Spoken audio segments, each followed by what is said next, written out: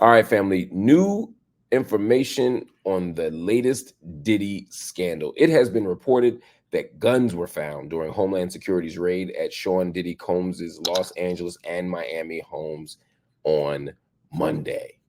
As I reported, Brendan Paul, Diddy's alleged drug mule, was arrested for cocaine and marijuana possession at the Opa-locka airport after federal agents intercepted Diddy's plane. Now, Diddy, aka Sean Combs, was not arrested, nor was he mentioned in the police report, but TMZ revealed a photo of Diddy face to face with agents while Paul was arrested. They found guns at Diddy's house. Diddy is not a convicted felon, and in Los Angeles and Miami, to my knowledge, he has a right to have guns. So unless those guns are illegal, unless they are, part of an investigation or a crime, unless they got bodies on them or something like that, I'm not sure that guns being found at the raid of his home is necessarily a guilty thing. But the media will often report things as if it's just guilt, right? They found guns in his house. Okay, you're allowed to have guns. The Second Amendment means you can have guns. And he may have expensive guns, and the law doesn't have a limit on how many guns you can have. He may have a whole arsenal. But you know what? If I was a billionaire, and which I would never want to be because they're terrible, disgusting people, but if I were a billionaire and if I had a house that was huge and I had a bunch of people who was always coming at me, yeah, I might look like Tony Montana too, in terms of the guns, not the cocaine. So I don't want to read too much into that. But since we're speaking of cocaine, again, Diddy's drug mule was arrested for cocaine and marijuana possession. The reason we know the reason we believe he might be a drug mule is because when Lil Rod, the producer, sued him in that huge document, which was just a lot of snitching, it seemed less about the lawsuit and more about just embarrassing Puff. He mentioned that this young man, Brendan Paul, who's like 25 years old, is the drug mule. Now,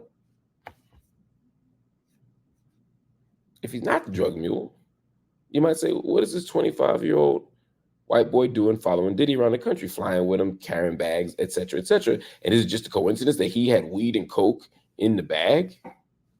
Could be. But I can't imagine Diddy wants his assistants, because the guy's 25. He works for him if he in some capacity. I can't imagine you go around carrying weed and coke as an assistant of Diddy if it ain't for Diddy. But my thing is, if Diddy want weed and coke, let Diddy have weed and coke. I ain't got no issue with that.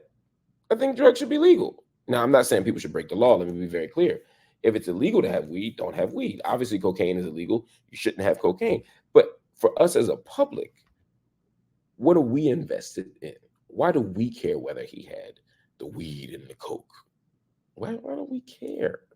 It seems like we care about every part of the Diddy story except the stuff that we should care about.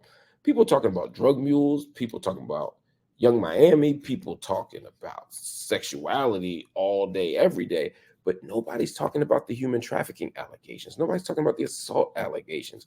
Nobody's talking about all the violent acts of harm that are rooted in patriarchy and misogynoir and misogyny and all this. I mean, there's so many directions we could take a Diddy critique, but all y'all want to worry about is what they find in the house and is he gay?